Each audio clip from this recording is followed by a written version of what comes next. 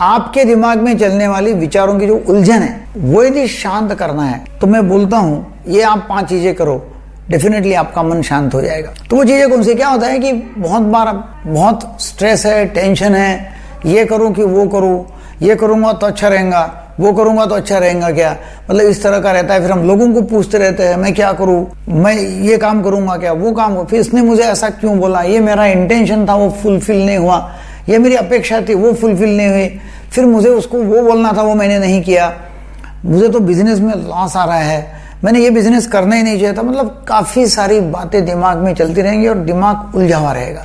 फिर उसमें से यदि बाहर आना चाहते हैं तो क्या करना चाहिए? नंबर 1, सबसे पहले क्या होता है कि जब जब दिमाग में टेंशन और स्ट्रेस आता है ना तो अपनी सेहत के ऊपर उसका परिणाम होता है। पहले ये देखना है कि आपकी सेहत जो है वो बेस्ट रहने के लिए खाना पीना और एक्सरसाइज करना, कसरत कवायद करना बहुत जरूरी है। यदि आप आपकी सेहत यदि बहुत अच्छी मेंटेन करते हो तो कितना भी टेंशन स्ट्रेस आ गया तो उसका परिणाम आपके ऊपर होगा नहीं, आपके दिमाग के ऊपर, आपके शरीर के ऊपर होगा नहीं। तो आपको हरदम ये देखना है कि मेरी सेहत कैसी रहेंगी, इसलिए हरदम आपका जो खाना पीना जो है वो टाइम पे कर रहे, बैलेंस डाइट ले रहे और आप इस तरह से मतलब जीवन जी रहे कि समझो सोना ठीक है, टाइम पे सोने का है और एकदम एक्सरसाइज वगैरह करके एकदम फिट रह रहे। नंबर 1। नंबर 2 जो है आपने देखना है कि आप मेडिटेशन कर रहे या सेल्फ हिप्नोसिस कर रहे, आत्मसूचना देके स्व सम्मोहन कर रहे या मेडिटेशन कर रहे, जिसमें दिमाग बहुत शांत हो जाता है। कितना भी टेंशन रहे, कितनी भी धामधूम रहे, कितना भी स्ट्रेस रहे, तभी भी आप जो 10 मिनट से लेके 15 मिनट तक जो स्व सम्मोहन करते हैं, सेल्फ हिप्नोटाइज करते हैं, तो वो लोग कोई भी परिस्थिति का सामना अच्छी तरह से कर सकते हैं। नंबर 3, देखिए कि आपके यदि गोल्स आपके हैं तो आपको पता है कि आपको जाना कहाँ है और फिर वो रास्ते से आप जाएंगे, फिर उलझन नहीं आएगी। तो एक जन मेरे पास में आया, वो पूछ रहा था कि भाई मैं बहुत उलझन में हूं और मुझे समझ में नहीं आ रहा है क्या करूं, मेरी लाइफ जैसी चलनी चाहिए वैसी नहीं चल रही है। तो मैंने बोला ठीक है, तू ऐसा कर, तेरे गोल्स की लिस्ट ला, तेरे कौन से गोल्स है जरा बताओ। बोले मेरे पास में नहीं है। मैंने ठीक है, आपके पास में अभी नहीं होंगे, आपके बैग में होंगे तो निकाल, बैग में से निकाल। बोले बैग में भी नहीं है। मैंने बोला ठीक है, आपके कार में होंगे या आपके डिक्की में होंगे, आपके बाइक के, तो वहां से ले लो, जल्दी फटाफट ला लो। बोले नहीं वहां भी नहीं। बोले ठीक है, आपके घर पे होंगे तो घर से ला लो, गोल की लिस्ट हम देख लेंगे कि गोल्स आपके क्या क्या। बोले घर पे भी नहीं है। देखिए कि गोल्स ही नहीं है, मतलब जाना कहाँ लाइफ में ये मालूम नहीं है, तो फिर उलझन होना स्वाभाविक है, गड़बड़ी होना स्वाभाविक है। पता ही लगता नहीं कि क्या करो, क्योंकि हम भागते रहते हैं, फिर मालूम होता है कि हम फालतू भाग रहे थे, वहां तो हमको जाना ही नहीं था। तो ये है कि भाई आपने बहुत ज्यादा मतलब गड़बड़ न करते हुए एकदम फोकस आप रहते हैं जब आपके पास में गोल्स होते हैं। तो फिर 14, लोगों के पास में लोगों से आप एक्सपेक्टेशन रखते हो, अपेक्षा रखते हो कि ऐसा होना चाहिए। सिर्फ लोग नहीं, परिस्थिति से भी, लोगों से भी, गवर्नमेंट से, वातावरण से अपेक्षा।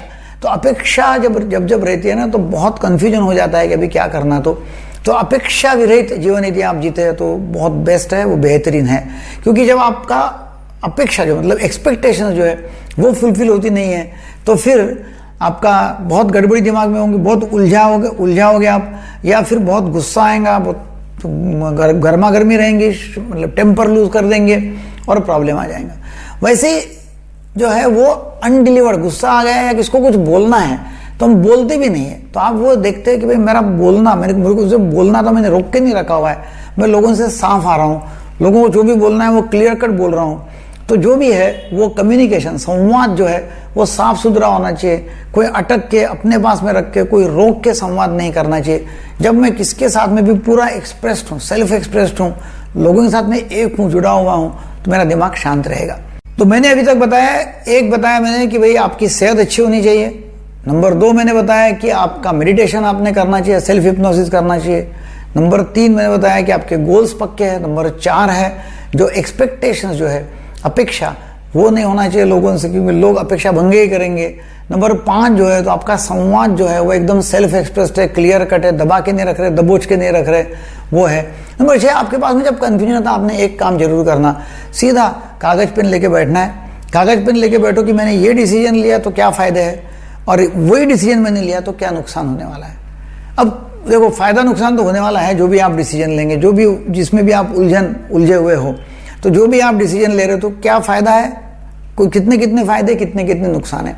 और जहां भी आपको लगता है कि जो ज्यादा है, नुकसान ज्यादा है, वो नहीं करना है, फायदे ज्यादा है वो करने का है। तो ये हिसाब से जब आप करेंगे तो काफी उलझने आपके दिमाग की कम हो जाएंगी और आपका मतलब जो लाइफ है वो ठीक तरह से चलेगा।